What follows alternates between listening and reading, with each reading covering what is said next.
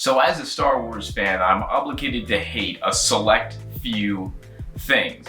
It really doesn't matter what I hate, so long as that I hate it a lot and that I'm very vocal about it. And bonus points if you get in an online fight about it. Of course, I am no exception. There are a few things that I really do detest when it comes to Star Wars. Number one is the fans. Holy cow, I hate the fans. But that's not quite nearly interesting enough to make a whole video about. No, there are actually a few legitimate things that I do actually hate. They're both kind of semi-related in a way, but we'll get into that later. One is more of a physical thing, and the other is definitely more of a mindset based on a physical thing, but that's all complicated stuff again for the rest of the video. So before we start the video, I put up a poll to all of my friends to see what they hate about Star Wars, just because I'm sort of interested in that kind of stuff. I have no idea why. But I put the greatest hits up. Rose Tico, Jar Jar Binks, The Last Jedi Rian Johnson, and Emperor Palpatine's return in The Rise of Skywalker. I think a lot of people press that one as The Rise of Skywalker itself, but still, hot button issues. Here are the results of that poll. I guess Jar Jar is still on people's minds. I thought we were over that one, but alright. Rose Tico and The Rise of Skywalker still hot button issues, but those are a little bit more understandable. Some of the write-in votes were kind of funny. I got the prequels. I guess that one's still going on now. I thought that was a couple decades ago problem, but still fine with that. Admiral Holdo is one I should have seen coming. That one probably should have made the poll. I got Ahsoka as something that people really hate about Star Wars. I don't know, I guess you're allowed to hate her, I guess. But that poll really inspired me to make this video because there are a lot of things that I hate about Star Wars too, and I figured I'd share them out on here. So again, thanks everyone for participating in that poll, but let's get right into the video. This first one might surprise you because admittedly it does add another level to characters sometimes.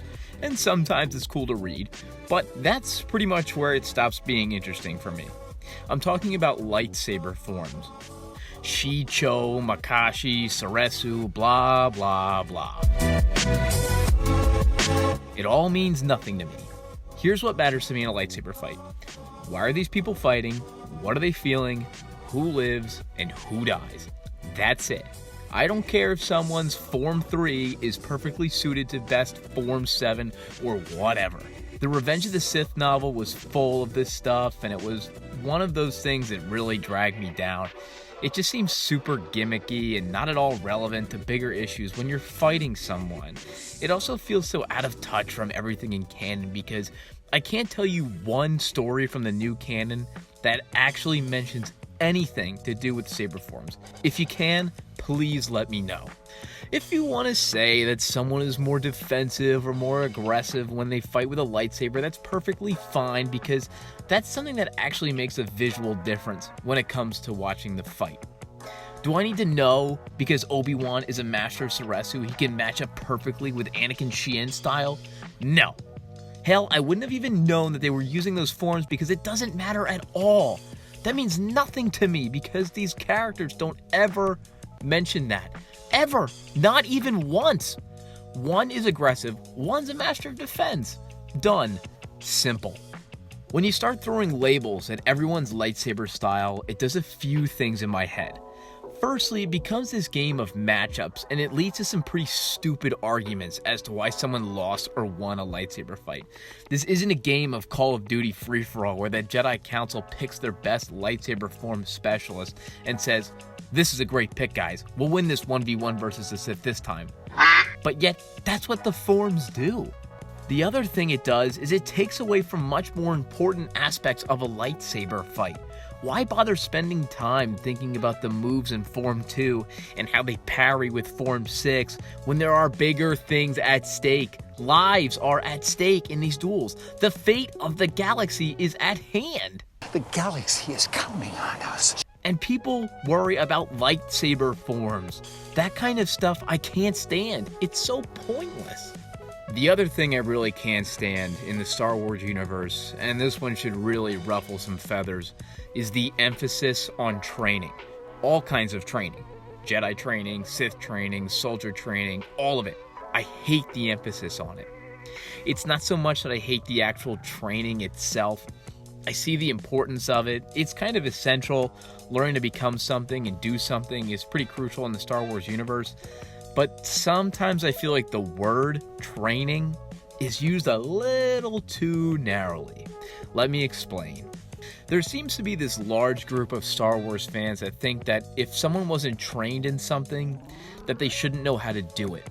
For example, many moons ago, I got wrapped up in an argument as to why Rey could defeat Kylo Ren in their first ever meeting.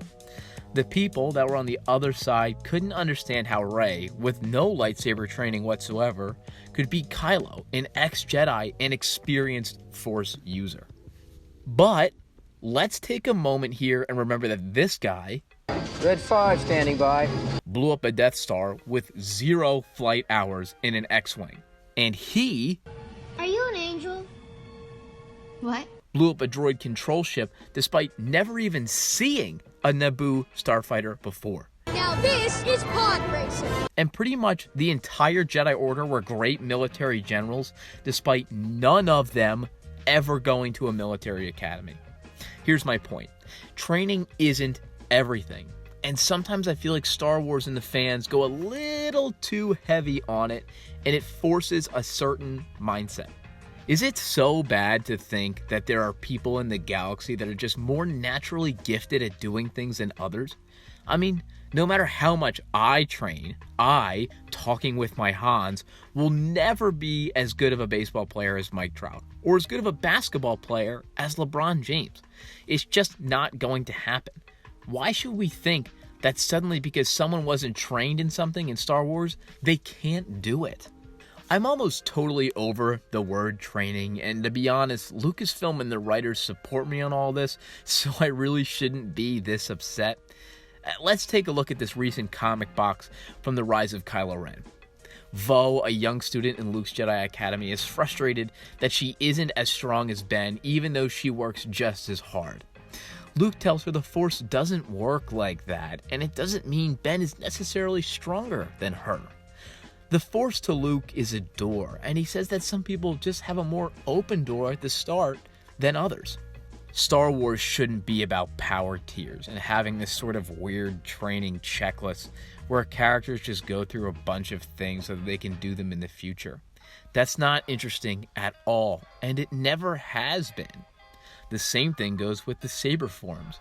The more we try to put labels on things in Star Wars, the worse it gets because it takes out the imagination of it all.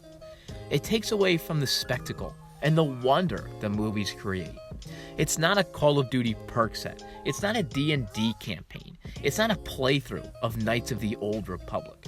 Star Wars is all about unlikely people doing unfathomable things. And there should be nothing that gets in the way of that. God, I hope I don't find more things to make a part 2.